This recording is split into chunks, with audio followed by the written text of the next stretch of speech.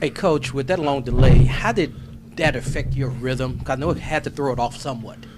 Yeah, I mean, definitely threw us off a little bit. Our guys were, mentally locked in, talking about the right things. They just kept prolonging. Kind of threw us off, but luckily we were able to survive and take a lead into halftime, and then, kind of correct ourselves, and then come out and just win the third quarter, even by one. Second quarter got away from us, but proud of our guys responded. Credit our arena staff and the officials. They did everything possible. Just a technical malfunction, and sometimes that happens. And you just got to overcome it. But, definitely a wonky basketball game back and forth at times, but we found a way to win.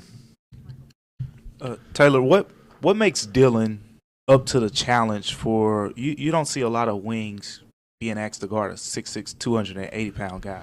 Sure. I mean, I think that's just how he's wired, how he's built. I say it all the time. It's his care factor defensively. He wants tough challenges. He physically prepares for any, matchup. He, the film he watches, the preparation he does, and then he goes out there and he gives it his all. So, we're blessed to have him on our team to go out there and be able to cover a guy like Zion and many other, star players in this league. So, definitely a trait that is rare, and he's got it.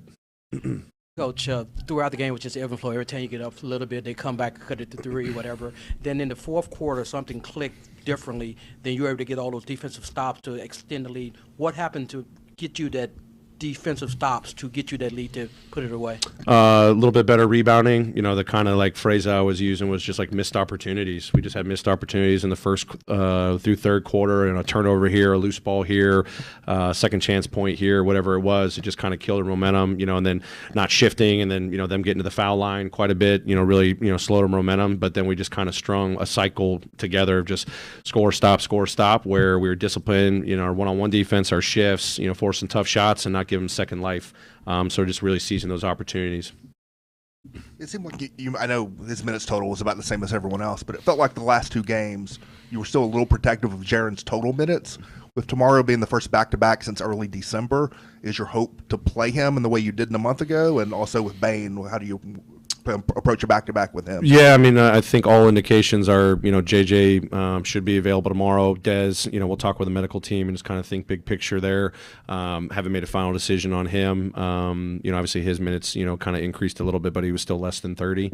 Jaren, we were trying to be kind of aware, knowing this was a back-to-back and still thinking big picture for him. So still decisions to be made. I'm going to go talk to the medical team here in a couple of minutes. But, I think all indications are JJ for sure should be playing tomorrow. Coach in the back. Way in the back. Yep. First, two-part question. First, John Morant had to come out of the game. Obviously, he was kind of holding his hip there for a while. Did come back.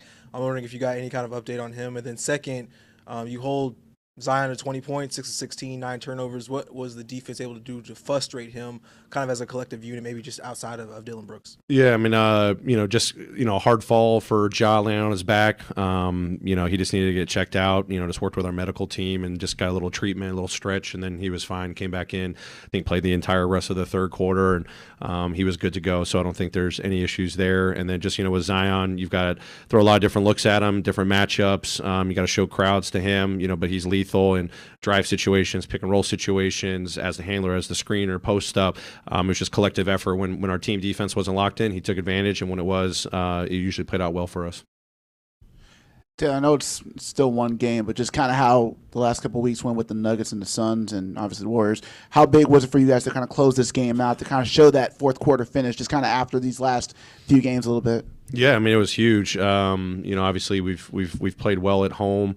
We remember that our last home game here did not go up to our standards. So for our guys to come out here, and I think what I told the guys is just about how you respond. You got to respond after losses. You got to respond after wins. We had a nice road victory where we've struggled. A hard place to win in Toronto, and then coming down against one of the hottest teams in the NBA and some of the hottest players in the NBA in Zion and McCollum. Our guys were locked in, ready for the challenge. So great victory for us. Good way to close out 2022. Just more opportunities to respond. We got another tough one against a really good Kings team tomorrow. I know before the game when you were talking about the help defense against, Zion and just the Pelicans in general, and then watching Jaren Jackson Jr. today. Just what did you think about, his ability to stay vertical in certain situations to kind of avoid some fouls there? And I mean, I looked at the stat sheet. He had 6 blocks and 3 steals. Just how would you describe the activity that he had today? I mean, he was phenomenal. You know, a lot of times as a help defender, you know, later in the game we started switching a little bit. You know, he had that big steal on a post up late in the or midway through the fourth quarter.